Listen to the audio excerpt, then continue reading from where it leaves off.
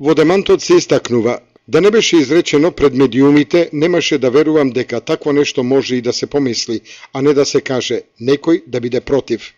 Доведување на познат трговски бренд во Кочани, на местото на напуштен објект кој беше собиралиште на скитници и на лица кои се на границата со законски действија и собиралиште на смет, да се изгради објект кој ќе ја краси околината и градот. Патеките и тротоарите кои беа руинирани и импровизирани да се осовременат и адаптираат за пристап и на инвалидизирани лица. Кровот кој прокиснуваше да се замени со современи материјали кои го заштитуваат од временските непогоди и да биде против нови 18 вработувања во овој современ објект. Сето тоа е чудно, невистинито и неприфатливо за граѓаните на Кочани. Фактите се следниве: објектот и земјиштето се на Сдруженијето на пензионери од Кочани, и тие во нивна постапка го изнајмиле на најповолниот понудувач. На барање на Сдруженијето на пензионери, а за потребите на инвеститорот, издадено е решение број 22/379 од 9 јули 2015 година за осовременување на објектот.